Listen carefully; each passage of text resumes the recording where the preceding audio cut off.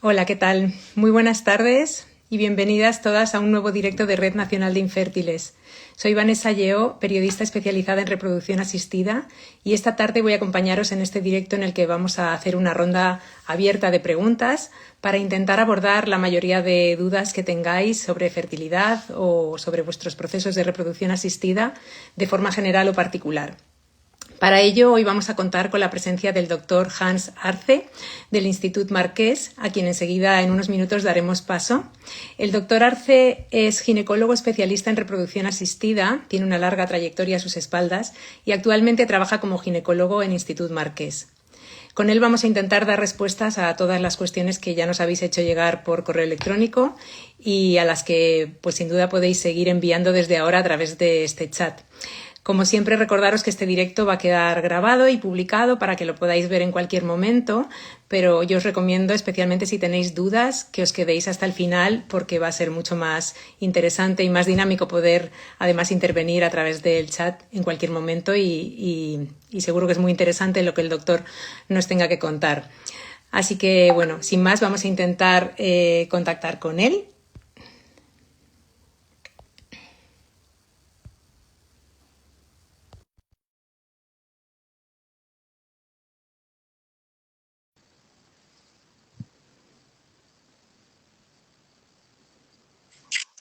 Hola, Hola, ¿qué tal? ¿Qué ¿qué tal, tal? doctor? Buenas tardes. Mucho gusto, Vanessa. Soy Hans, encantado. Muy bien, encantada. Bienvenido a un nuevo directo de Red Nacional de Infértiles.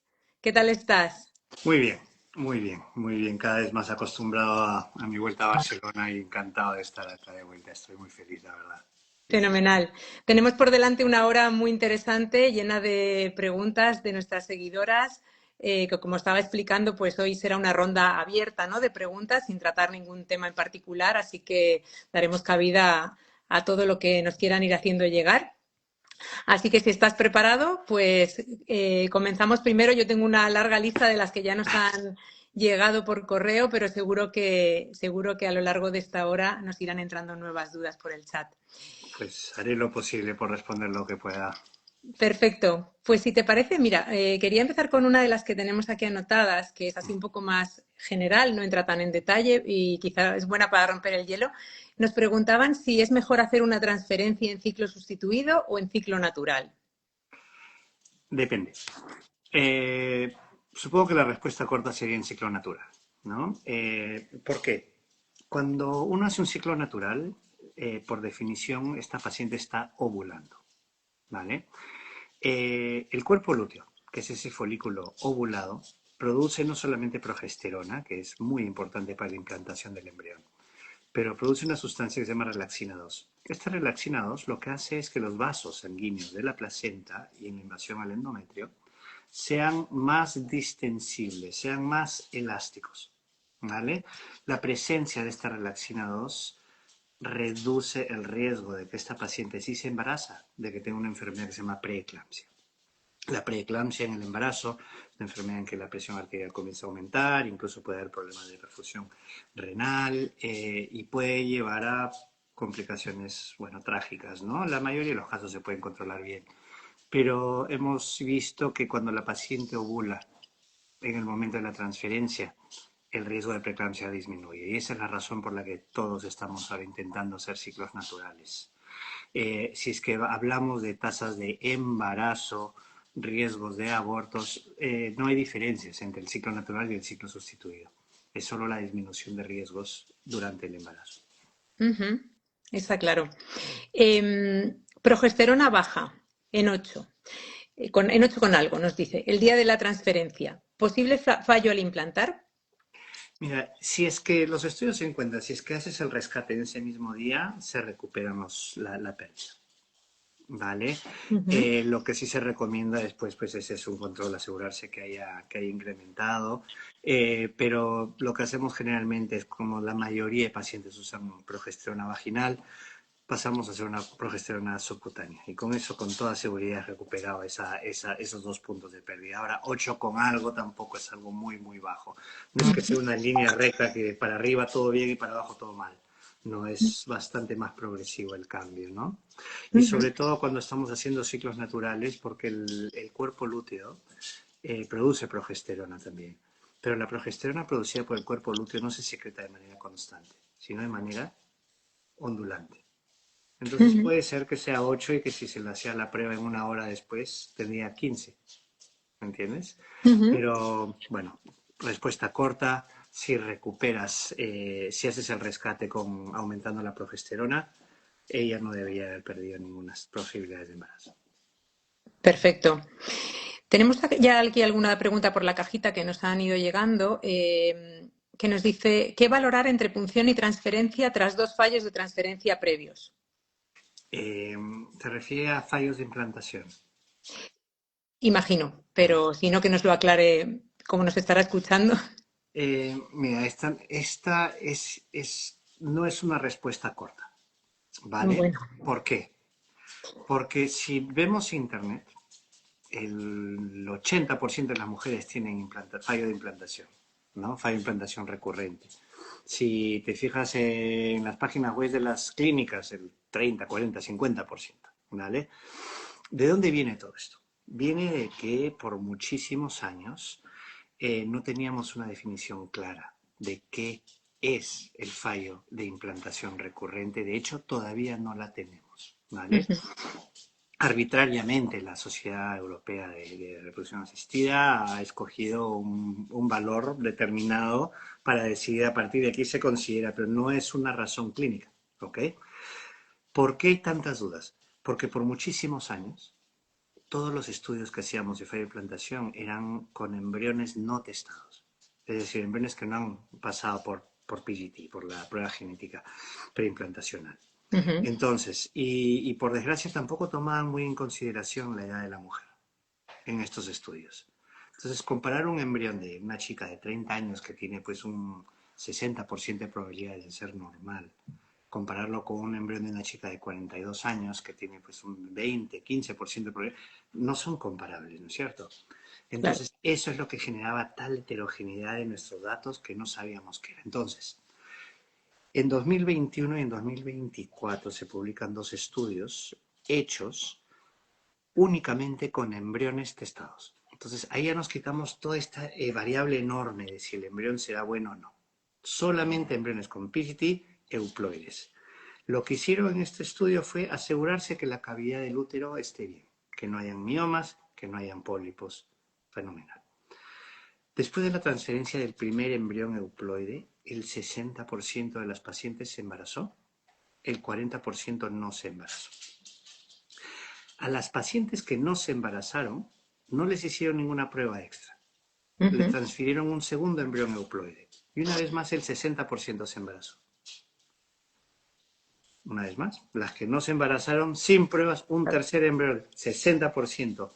Luego se fueron un cuarto embrión euploide, 60% una vez más. Y luego se fueron hasta un quinto embrión euploide y una vez más el 60% se embarazó. Si hacemos las matemáticas realmente basados en los únicos estudios bien hechos con transferencias de embrión euploides, no deberíamos estar hablando de fallo de implantación si no hemos transferido por lo menos 5 embriones euploides. Ujú. Ahora, este estudio está continuando, ya están en el sexto embrión. Si vuelve a salir el 60%, que probablemente saldrá, tendré que decir es que entonces no podemos hablar de fallo de implantación hasta 6 embriones euploides, ¿me entiendes? Estos son los únicos estudios que tenemos bien hechos. Ahora, no estoy diciendo que yo no hago pruebas, ni Vale. estoy diciendo que no hay que estudiar, ¿ok? Lo que estoy diciendo es que si usamos los únicos 2 estudios bien hechos, yo lo que le tengo que decir a mis pacientes y que además que es lo que les digo es que muy probablemente estas pruebas que te voy a hacer no te van a dar ningún beneficio, ¿vale? Pero entiendo que hay estudios que han encontrado disminuciones en implantación, por ejemplo, cuando hay endometritis crónica. Es una prueba que cada vez estamos haciendo con más frecuencia. Buscar un marcador CD138 en el endometrio para ver si es que hay una infección activa. Síndrome antifosfolipídico. Sí, es una cosa que se recomienda hacer y que hacemos, ¿vale? Pero muy importante además asegurarse que la cavidad uterina esté bien. Estas Ujú. serían las 3 pruebas básicas que se recomiendan en el estudio de fallo de implantación, pero siempre tomando en cuenta y recordando que si hacemos lo que estos estudios, que son los únicos bien hechos, nos dicen, quién sabe, no deberíamos estar haciendo tantas pruebas. Estos estudios generaron una reunión que se hizo en Suiza, en Lugano, donde juntaron a los expertos más grandes de implantación en el mundo, ¿vale? Y les hicieron la pregunta, ¿qué hacemos con estos estudios? Y la conclusión de ellos fue, muy posiblemente, por lo menos con la evidencia que tenemos, el fallo de implantación no existe. No deberíamos estar hablando de fallo de implantación por lo menos hasta 5 deploys transferidos. Lo que ellos dicen es, con alta probabilidad estamos haciendo que muchos pacientes gasten el dinero en pruebas que probablemente no le van a dar ningún beneficio para luego no tener los fondos de formar más embriones, siendo esa la única estrategia que estos estudios han demostrado funciona, que es seguir Vaya, viviendo, ¿no? Ellos lo definieron de manera muy poética y dijeron es que el fallo de implantación recurrente parece ser nada más que un espejismo de la estadística. vaya. Que alguien, por desgracia, caerá en el 40% varias veces seguidas, Ujú. ¿no? Y Pero estadísticamente a alguien le pasará. esta pregunta ya es mía. Una vez realizadas estas pruebas, en algunos casos, de los que sí que se realizan las pruebas antes de esperar al quinto intento, sí que salen a la luz otros problemas relacionados con la implantación. Bueno, no, salen a luz resultados de esas pruebas. El tema está en que, claro, si un médico pide esas pruebas, pues tiene que creérselas. Ya. Y si tiene que creérselas, un segundito que este teléfono me está sonando, estoy pagando. Entonces tiene que hacer algo al respecto, ¿no? Entonces si yo veo la endometitis crónica y veo que ahí se siéntate, pues lo voy a tratar, por supuesto, ¿no? Ahora, lo que yo siempre le digo a mis pacientes es, si es que la siguiente transferencia funciona, muy probablemente no sea por lo que hemos hecho. Vale. Y yo les digo, mira, toque de humildad, no me llevaré el crédito. Porque si soy realmente estricto en lo que dicen los estudios, no estoy muy seguro de si necesitabas esta prueba o no, ¿no? El Qué tema está en interesante. hallazgos no significa que sean la causa. Esto es muy importante porque, claro, por ejemplo, endometritis crónica, cuando estás viendo los estudios, tú ves que las tasas de implantación pueden disminuir, pero la presencia de una endometritis crónica no significa que el paciente no se va a embarazar. Mm. No, no, no. Muchísimas mujeres con endometritis crónica que sí que tienen embarazos e implantan. Ujú. Entonces siempre hay que manejar las explicaciones, las expectativas y explicar a los pacientes que estas pruebas de implantación son malísimas, malísimas. Ujú. Qué interesante. Vamos con otra pregunta.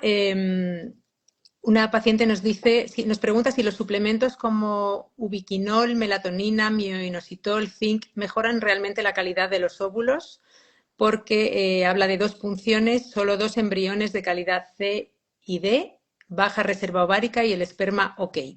Vale. Mira, cosas como por ejemplo coenzima Q10, parece que ya hay algo de evidencia para recomendarlo en pacientes con reserva ovárica baja, ¿no? Suplementos como el inositol en pacientes con poliquístico parece que sí que puede ayudar en algo. Ahora, lo que siempre le digo a los pacientes es que muchos de los estudios que tenemos con respecto a los suplementos no son de muy buena calidad. Y yo las diferencias que veré en resultados en pacientes, además, es que no las voy a ver en un paciente aislado. La veré al final del año. Si tengo 1000 pacientes que toman esto y 1000 pacientes que no lo toman, tal vez en este grupo habrá un par de más de bebés, ¿no? Eso por un lado. Otra cosa que siempre comento en la consulta es el tener cuidado, no poner muchísima esperanza en el tema de los suplementos, porque hace varios, que no me acuerdo si fueron los 80s o los 90s que la industria farmacéutica hizo, bueno, en esa época le llamaban todavía soborno, y creo que le llaman lobbying, a congresos de Estados Unidos y de congresos de todo el mundo para retirar los suplementos de la lista de medicación. Lo hicieron porque sabían muy bien que si tú no eres una medicación nadie te regula. Entonces los suplementos, ojo, tenemos que tener cuidado, son, son suplementos no regulados. Y hay estudios que han encontrado, dependiendo de los países, que entre el 50 y algunos sitios hasta el 80% de los suplementos, incluso los que se venden en farmacia, no tienen ni la mitad de las cosas que dice la cajita. Y lo que asusta más es que algunos suplementos tienen cosas que la cajita ni menciona. Vaya. Entonces, por eso cuando mis pacientes me dicen, ¿cuál es el suplemento? Le digo, es que la cajita de 10 euros no tengo ningún estudio que me diga que es peor que la de 500. Y es lo que les digo, yo mi vitamina D me la compro en Hacendado. Porque, ¿no? Entonces, suplementos no estoy en contra, pero la evidencia científica definitivamente es muy pobre para decir definitivamente funcionan, además definitivamente esta es la dosis y además definitivamente hay que usarlos en estos casos, porque la evidencia científica todavía es muy pobre para esto. Bien.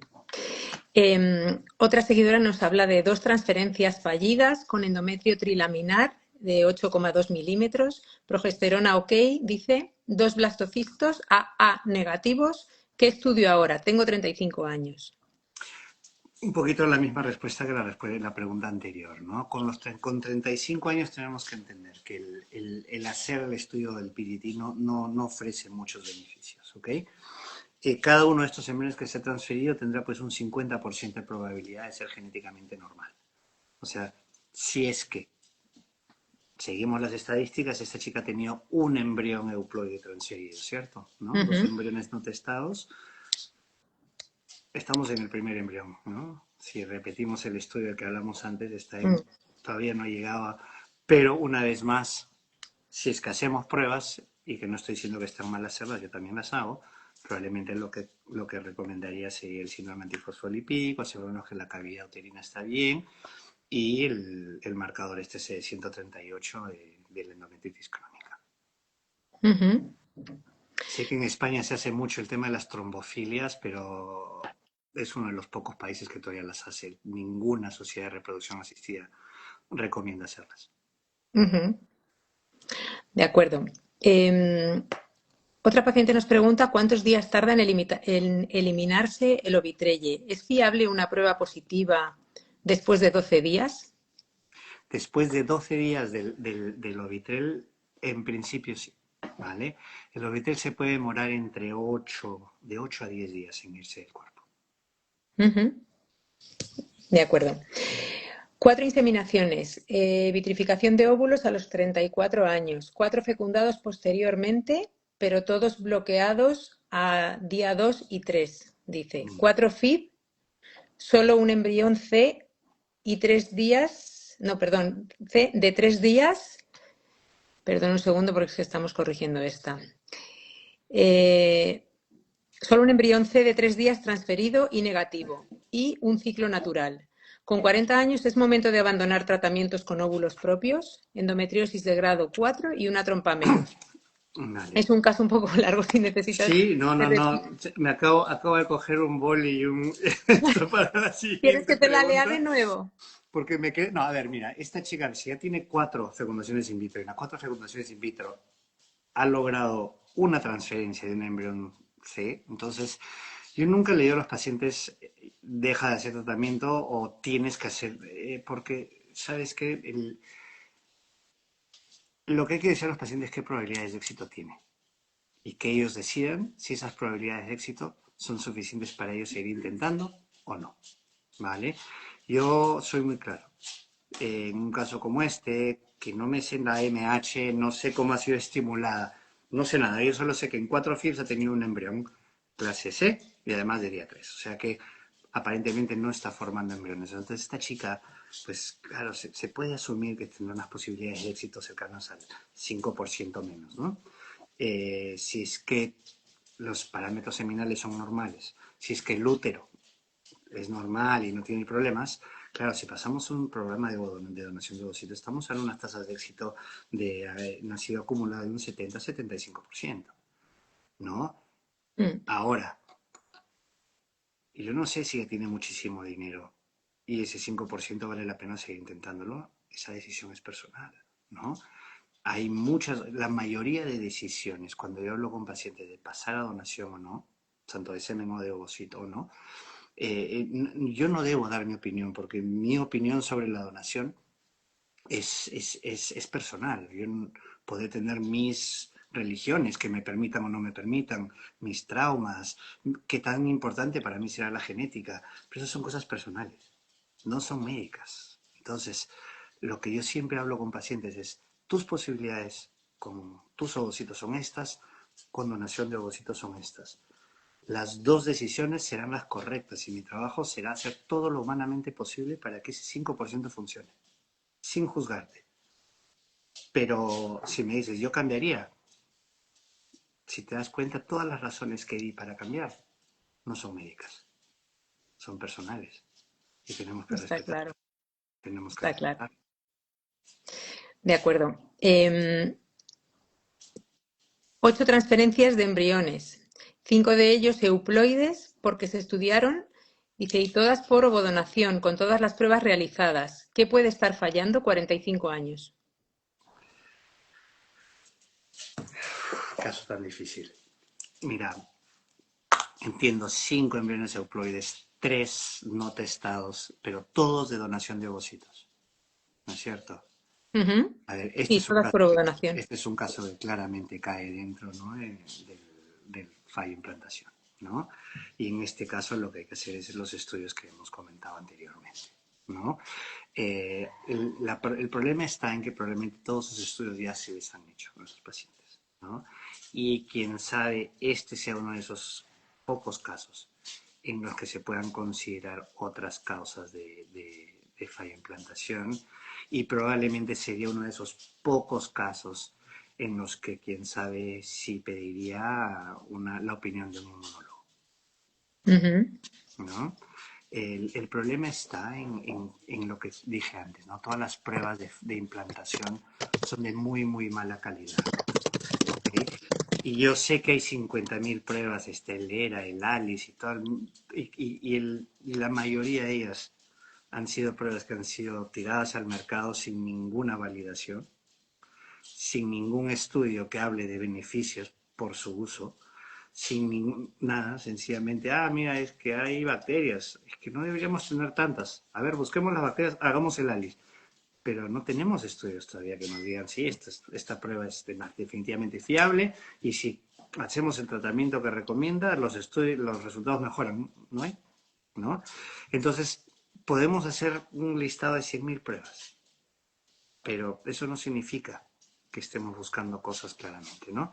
Pero un caso como este, ¿qué cosas hay que buscar? Pues mira, que no hayan problemas dentro del endometrio, dentro del útero, que no hayan problemas inmunológicos y quién sabe, un problema en el semen que está formando estos embriones también puede tener un problema ahí, ¿no? Pero me resultaría bastante sorprendido yo de que un problema como la fragmentación del ADN de un varón puede explicar un fallo de implantación de esta manera. Sí, ampliaría yo y consultaría con un inmunólogo. Este es uno de los muy pocos casos en los que yo lo haría. Ujú. De acuerdo. Em, Nos hablan aquí de un caso en el que todos los ovocitos fecundan correctamente, pero ninguno llega a blastocisto. El factor masculino aparece normal en seminograma, pero nos pregunta si tiene sentido analizar esperma con técnicas más avanzadas. Eh, lo que estamos hablando es de un bloqueo, ¿no?, de embrionario, que no llega a día 5, ¿no? Entonces, generalmente cuando vemos las causas de por qué los embriones no llegarán a día 5, la causa principal suele ser, por desgracia, el ovocito. ¿Ok? Entiendo la duda, porque por muchos años decíamos, es que si las cosas pasan en los primeros 3 días es de la mujer, pero si pasan en el cuarto y en quinto es del hombre. Y no, no es cierto. Es un error en concepto. Si las cosas pasan en los primeros días, tiende a ser más un problema del ovocito, pero si pasan en el cuarto o el quinto día, puede ser un problema de los dos, no solo. Y si es que analizamos las causas de bloqueo embrionario, de lejos son más frecuentes de la mujer. Pensemos que el ovocito es una de las células más grandes. El espermatozoide es minúsculo. Es como comparar el Camp Nou con, yo qué sé, con Messi en cuestión de tamaño, ¿no? El espermatozoide no es nada más que un costalito de ADN con una cola. En el ovocito está toda la maquinaria energética que empuja el desarrollo embrionario. está la otra mitad del ADN, hay cientos de mecanismos de reparación de ADN, etcétera. Entonces, esta es la causa, no es un tema machismo, es un tema de que, Ya, bueno, ya. sí, claro, el desarrollo embrionario, hasta que pongamos el embrión dentro del útero, va a depender del ovocito, ¿no? Entonces, lo que se puede hacer en este caso es un estudio genético, porque hay una lista larga de genes que principalmente están en el ovocito que pueden determinar un bloqueo embrionario. Y eso es algo que se puede hacer. Ujú. Perfecto. ¿En qué influye la calidad de los embriones? Nos pregunta otra seguidora. Tengo uno AA, otro AB y 4B. Protocolo de implantación, dice.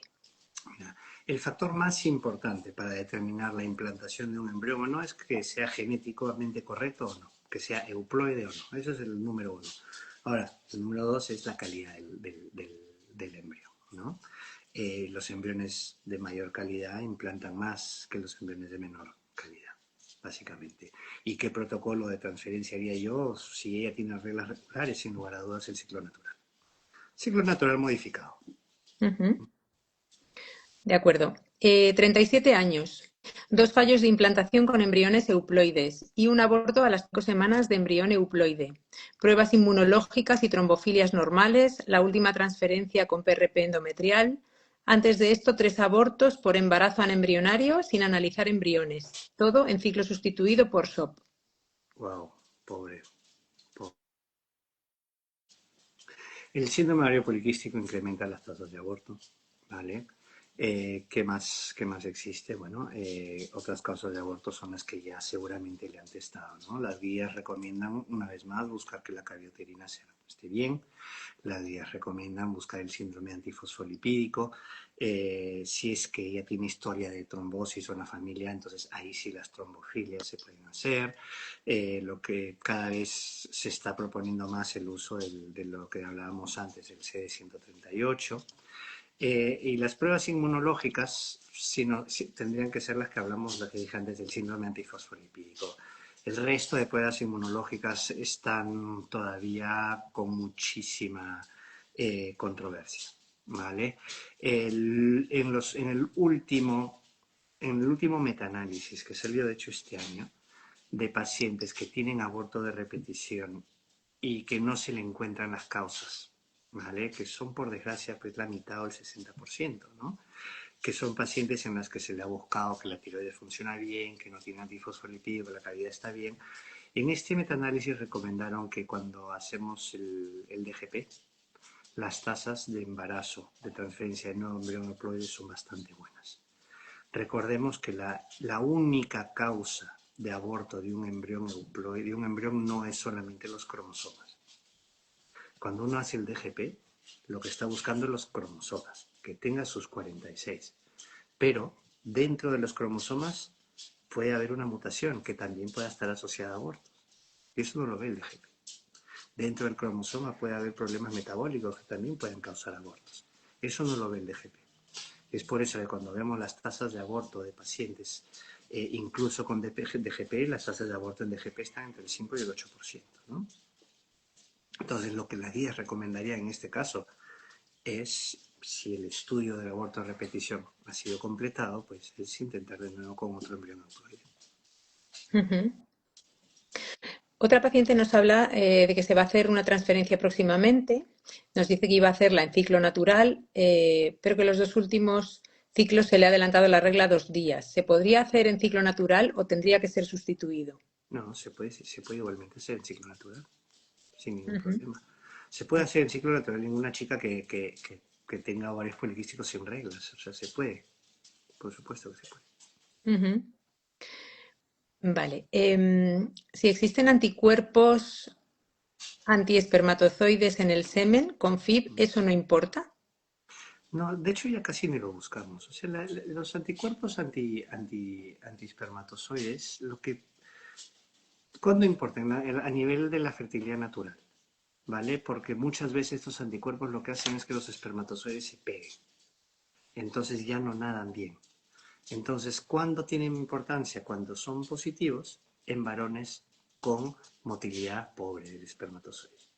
pero yo cuando los encuentro positivos y la motilidad es normal, no les hago ni caso.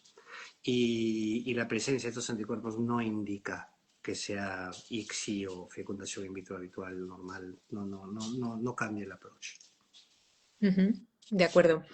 2 intentos de FIP, falta de maduración final de ovocitos y pregunta por consejos de pauta para futura transferencia o suplementación.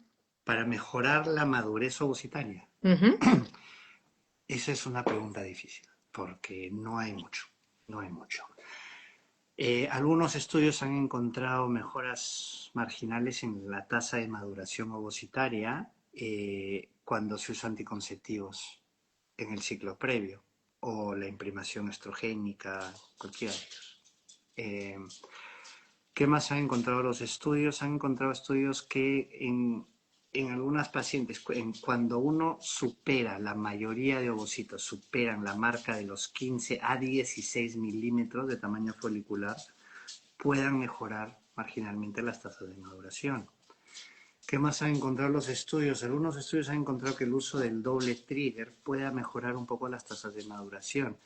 Eso siempre y cuando se compare el doble trigger, que es el uso de agonistas, con el Ovitel, versus solo el uso de Ovitel, ¿vale?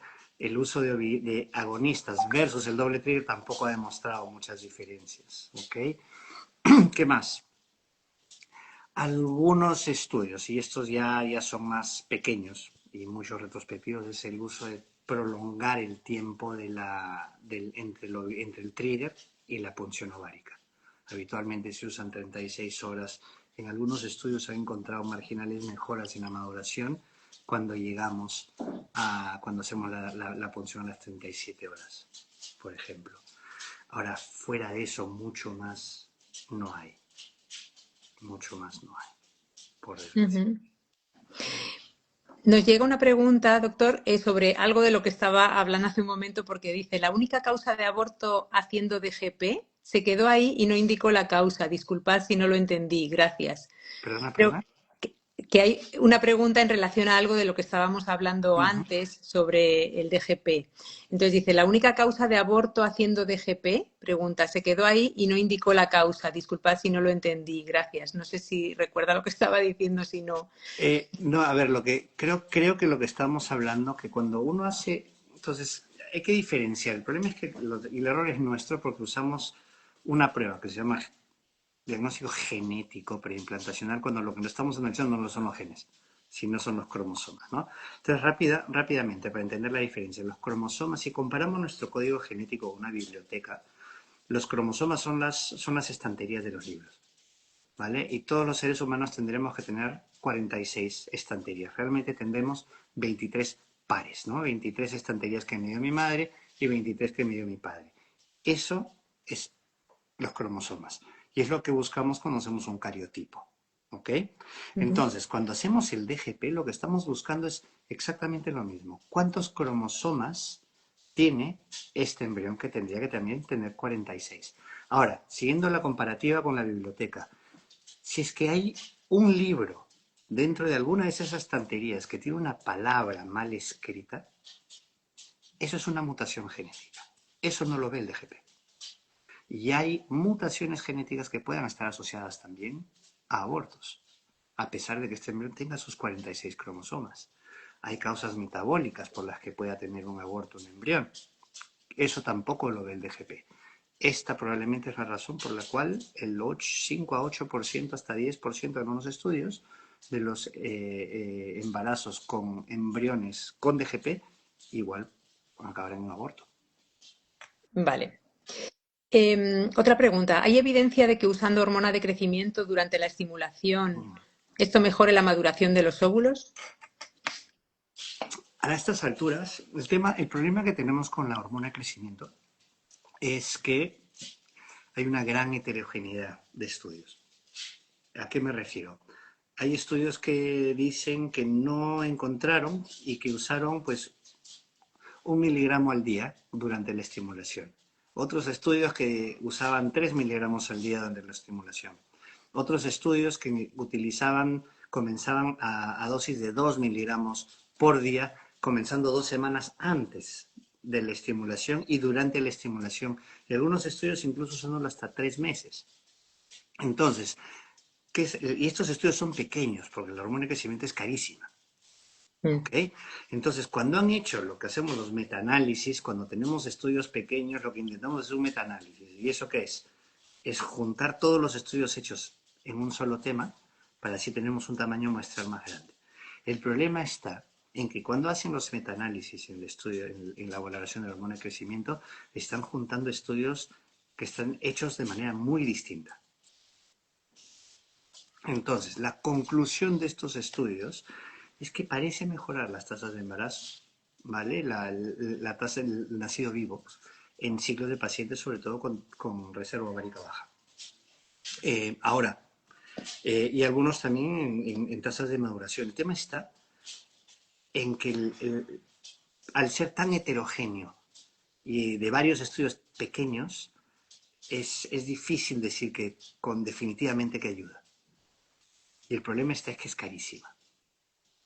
Entonces, darle a alguien una medicación que es carísima, a pesar que tenga algunos estudios que dice que ayuda, pero yo sé que metodológicamente estos son pequeños, no son de buena calidad, por lo que te he dicho, Mm. es difícil de justificar.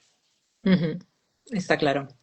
Em, Otra paciente nos habla de que su hermana tiene síndrome de Turner y se está recuperando de un linfoma de Hodgkins.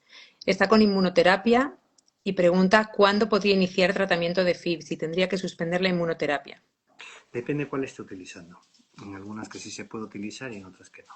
¿No? Lo que sí que le diga a su hermana que vaya al cardiólogo antes del embarazo.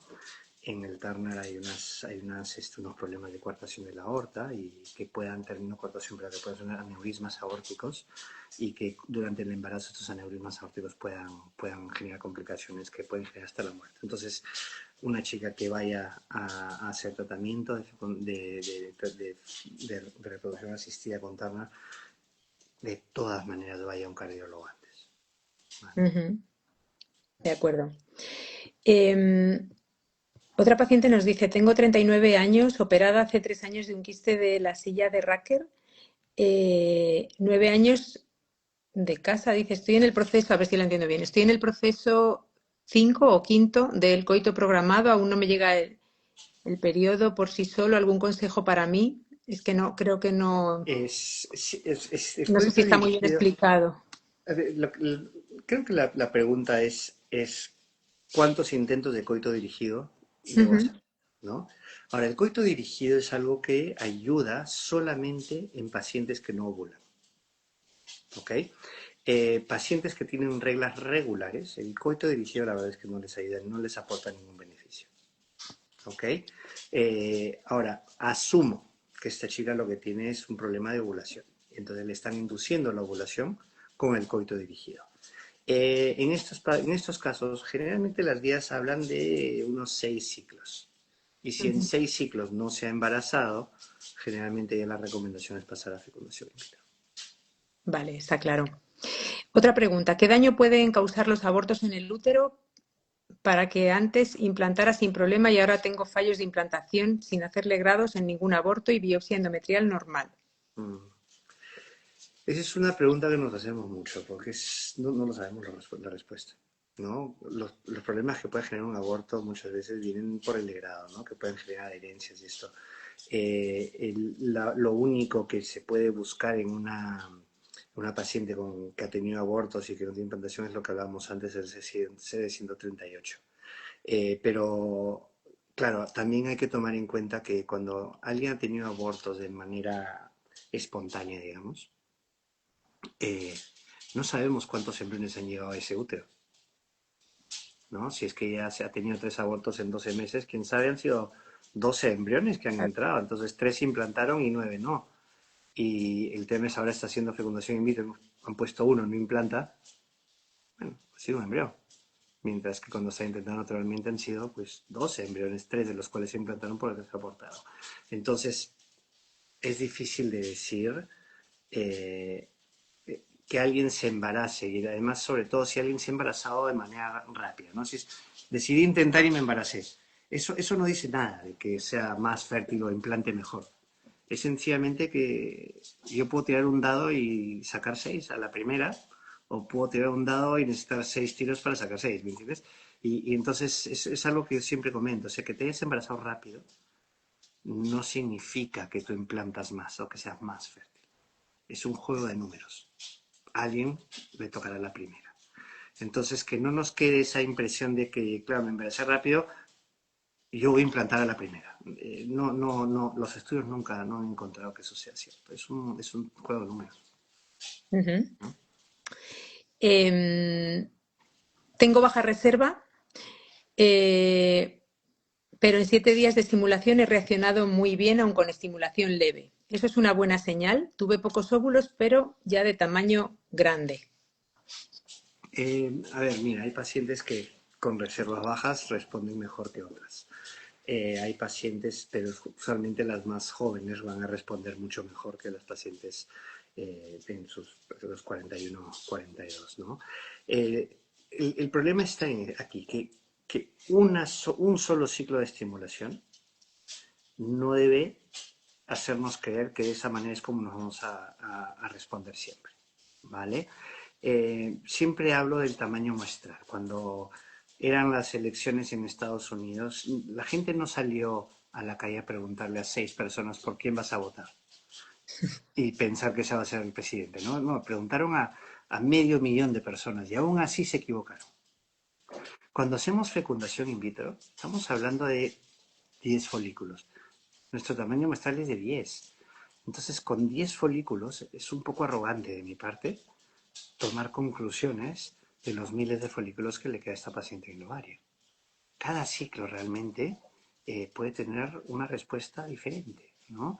Si tú te fijas en unos estudios, es la razón por la que antes se hablaba, no, es que después de 3 FIV ya esto no funciona. Los estudios se han tumbado toda esa lógica que decíamos antes. Y vemos que todos los ciclos de fecundación in vitro tienen el mismo pronóstico, aunque haya sido fatal el primero. Aunque hayas hecho un estudio de PGT y has tenido 4 embriones aneuploides, eso no incrementa tu riesgo de tener más embriones aneuploides en el segundo o en el tercer ciclo. Cada ciclo tiene sus probabilidades independientes y básicamente es por eso, porque estamos hablando de unos tamaños menstruales tan pequeñitos, pero tenemos la necesidad de muchas veces tomar conclusiones y creo que lo hacemos a veces con falta de humildad. Creo que tenemos que ser un poco más humildes y decir, oye, este ciclo hubo baja fecundación. No significa que tú fecundas bajo. En este ciclo hubo baja fecundación, ¿no? Es un buen punto de vista. Tenemos otra pregunta relacionada con baja reserva ovárica. Habla de una antimuleriana de 0,13. Ha hecho 3 FIB y ahora está en la cuarta. Este ciclo, dice, he notado poco sangrado, pero rojo. ¿Eso influye en la estimulación? Tengo No, 36 años. no, no. El sangrado no va a afectar en mi estimulación, no más. Y le deseo toda la suerte porque es una situación difícil. La Ujú. reserva ovárica baja sí, es muy duro para los pacientes, pero la inversión emocional, psicológica, económica que conlleva hacer una fecundación in vitro y obtener 2 o 3 ovocitos es muy duro, es muy duro. Pero a su favor tiene la edad, ¿no? Y si alguien con reserva ovárica baja tiene buenas esperanzas, realmente son los pacientes de esta edad, ¿no? Ujú. Mira, vuelve a escribirnos una paciente que dice que no le ha quedado muy claro la respuesta a su pregunta. Dice, soy la de las 8 transferencias. Aclaro que estoy con inmunóloga y a mi marido le han estudiado. De hecho, todos los ovocitos fueron de calidad A y B. ¿Tengo alguna esperanza? Esperanza sí. Esperanza sí. Los estudios dicen que la mayoría, bueno, la mayoría, un 60-70% de pacientes en esta situación con abortos de repetición que no se encuentra la causa, lo logrará. Ujú. Lo que es muy difícil de decir es cuántos intentos más son necesarios. Está claro. Y esa es la que nos rompe el corazón como médicos a la hora de hablar con pacientes y no me puedo ni imaginar lo que pasa en los pacientes eh, que están pasando por esto. Sí, muy duro. Sí. Eh, Esta pregunta creo que la respondió al principio, pero como hay gente que seguramente se ha unido más tarde, preguntan qué pruebas recomienda en caso de fallos de implantación. Sí, ahora mira, si seguimos las guías recomendadas por la Sociedad Europea, ¿no? Pues mira, lo que hablan es, a ver, si es que pacientes son fumadores, dejar de fumar, ¿no? Si hay un hábito que podemos cambiar que realmente tiene un impacto importante es el tabaco. Pérdida de peso, los efectos de la pérdida de peso demoran bastante, no es un approach que diga hay que hacerlo en pacientes obesas. Y yo siempre le digo a los pacientes, podemos ir haciendo las dos cosas a la vez, porque claro, los estudios dicen que si te demoras 3 años en bajar de peso, solo la edad ya, ¿no? Ha afectado la fertilidad más que el peso, con lo cual siempre digo, es algo que hay que hacerlo ¿no? con cariño, sin presionarse, sin martirizarse, pero entonces eso, ¿no? Los cambios de hábito, días un poquito saludables. ¿Qué más dicen las guías? Eso, asegurarse que la cavidad del útero está bien, ¿no? Una histeroscopia o una histerosonografía, ¿no? Y lo que también recomiendan las guías es el síndrome antifosfolipídico, ¿no? Buscar las anticardiolipinas, beta-2-glucoproteínas y el anticoagulante lúpico. Lo del CD138, este marcador que se busca con una biopsia endometrial, está ganando terreno. Está ganando terreno y probablemente de las pruebas que tenemos es la que está ganando terreno más rápido. El resto de pruebas no están recomendadas o indicadas. De acuerdo. ¿Se puede saber la calidad de los óvulos antes de fecundarlos o solo se puede deducir a partir de la calidad de los embriones?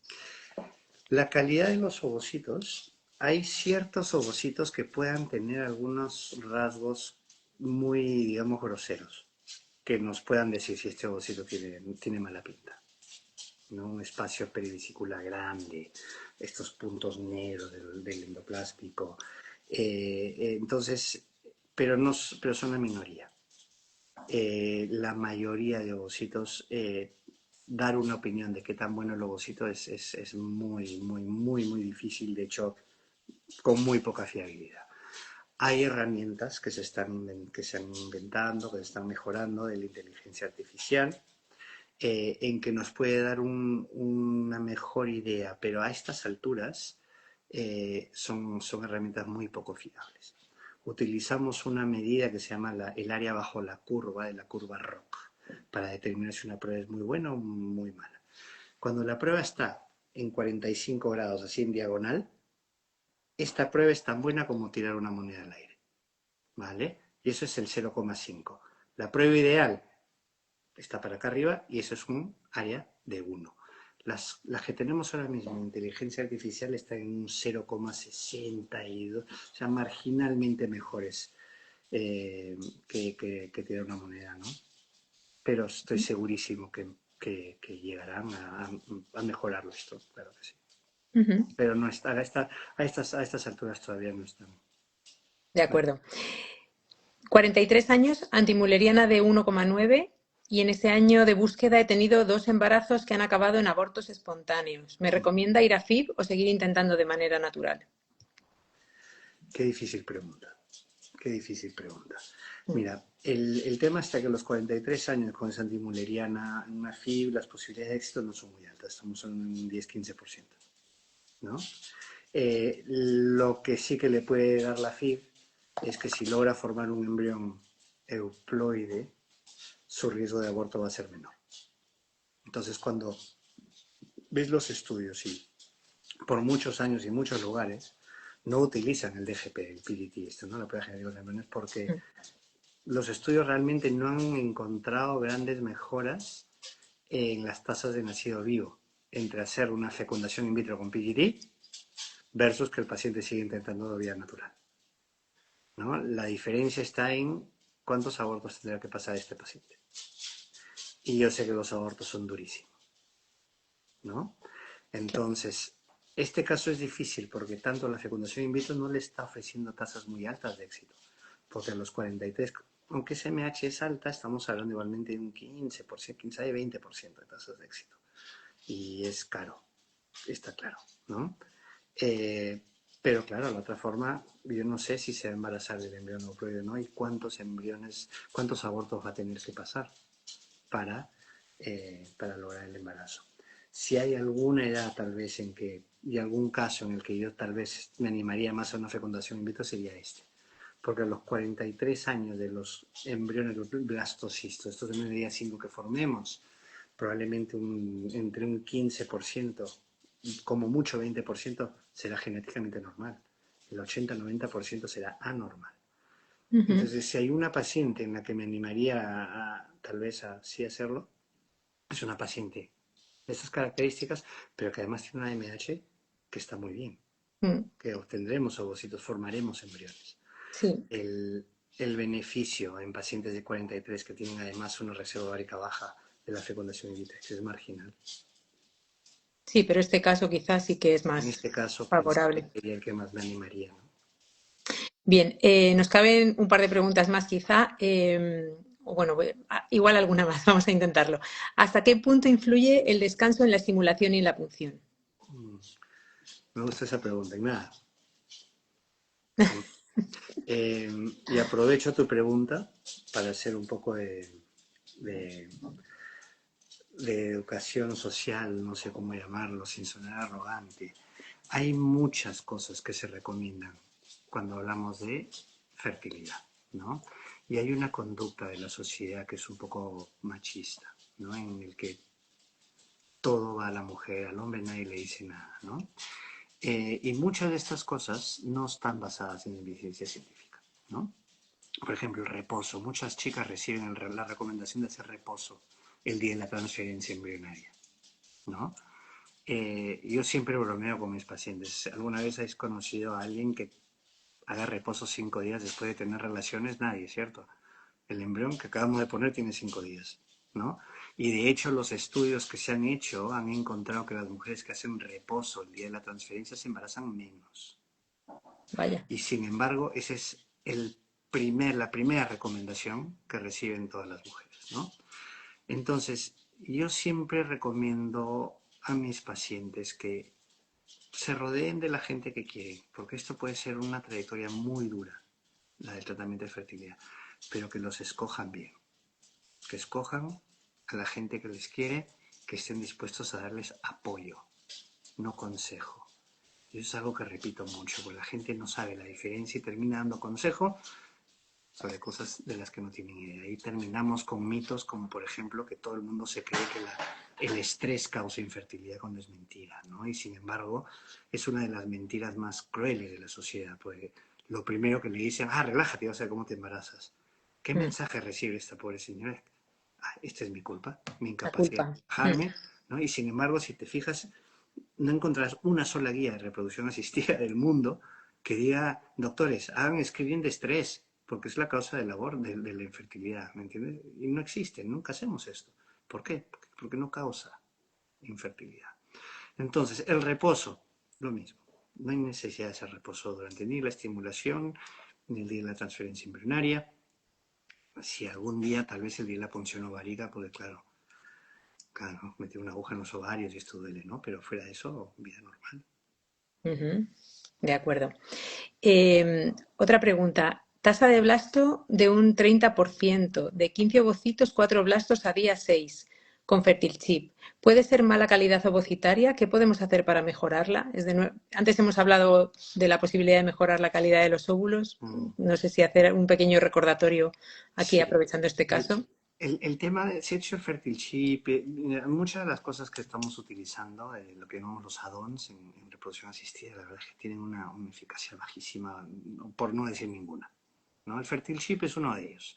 El Fertile Chip, y no estoy diciendo que esté mal usarlo, no estoy diciendo que yo no lo uso, ojo. Lo único que ha demostrado el Fertile Chip, los microfluídicos en general, es que los espermatozoides que salen del otro lado tienen menos fragmentación que los que entran. Entonces se utiliza cuando hay tasa de fragmentación más elevada, ¿no? Ahora, ningún estudio, por desgracia, ha demostrado que el uso del Merckxip mejore los resultados en fecundación in vitro. No mejora la fecundación, no mejora la tasa de blastulación, no mejora nada, ¿no? Pero insisto, con un ciclo que hubo una tasa de blastulación solo de un 30%, cuando lo esperable es un 50-60%, no significa que esta pareja tenga una tasa baja de blastulación. Significa que en ese ciclo hubo una tasa baja de blastulación. ¿Y por qué no blastularon? Se puede asumir que la mayor parte de las veces fue por culpa de ese ovocito que no llegó. Pero yo de ninguna manera le voy a decir a una paciente, después de un ciclo, que ella tiene un problema en sus ovarios. Usando como tamaño muestral 14 ovocitos. Sería una locura de mi parte, ¿no? Entonces, cuando hay este tipo de tasa de blastulación baja, bueno, sí, se ven cosas, se estudia algo, tal vez mira si es que no se había hecho pues una fragmentación de ADN al marido, si le hace o no. La verdad es que el tema de la fragmentación también estamos en que nos agarramos de hostias entre los médicos, la mitad que creen y la otra mitad que la evidencia no está ahí, yo soy uno de ellos. Pero si es que hay algo que se puede hacer, y una vez más esto ya está completamente fuera de los protocolos, hay algo que se llama el uso de la activación artificial ovocitaria, ¿no? Esto se utiliza y para lo único que ha demostrado ayudar es para pacientes con una tasa de fecundación baja, ¿vale? Pacientes con tasa de fecundación baja, esta activación artificial ovocitaria sí que ha demostrado mejorar las tasas de fecundación. Ahora, en varios de estos estudios, como hallazgo secundario, se vieron mejoras en tasas de blastulación. Pero eso no fue el motivo de estos estudios, con lo cual estos estudios no estuvieron potenciados en términos de número de pacientes y esto para que estas conclusiones sean realmente fidedignas. Entonces, que alguna vez lo utilizo, sí, cuando lo utilizo, pero siempre diciendo a los pacientes, mira, ojo, esto fue un hallazgo secundario y la evidencia no está ahí. Posiblemente no logremos nada, pero la activación ovocitaria artificial es barata, es segura, con lo cual puede ser una opción, pero insisto, con un solo ciclo de FIV me rehúso a decirle a esta señora que todos sus ovocitos tienen un problema. No, para nada. De hecho, 3 de ellos llegaron al día 5 y están genial. Perfecto. Doctor Arce, ha sido un placer. Hemos llegado ya a la hora. Se nos ha quedado alguna pregunta por ahí, pero si no nos vamos a pasar de las 7. Ha sido un placer tenerte en nuestro directo. Hemos contestado un montón de preguntas súper acertadamente y te agradezco mucho tu tiempo hoy para estar aquí con nosotros. El placer ha sido mío y a todas las personas que estamos viendo, mucho ánimo y lo que os decía, no dejéis que la gente os haga sentir culpable de algo que no es culpa vuestra, ¿vale? La infertilidad es una condición médica que se debe tratar con medicina y no con culpas, ¿vale? Está claro. Y como decimos siempre, ojalá que muy pronto vuelvan a conectarse todas para hacernos partícipes de sus éxitos. No quiero despedirme sin recordar también que Red Nacional de Infértiles tiene un convenio de colaboración con Institut Marqués para asociadas, donde ofrecen un 10% de descuento sobre el precio del tratamiento principal. Así que, bueno, pues hasta aquí nuestro directo de esta tarde. Os deseamos a todas lo mejor. Ojalá muy pronto, como dije, os conectéis para contarnos vuestros éxitos. Y de nuevo, gracias al doctor Hans Arce por acompañarnos esta tarde. Muchas gracias. Adiós. Buena tarde. Que vaya muy bien.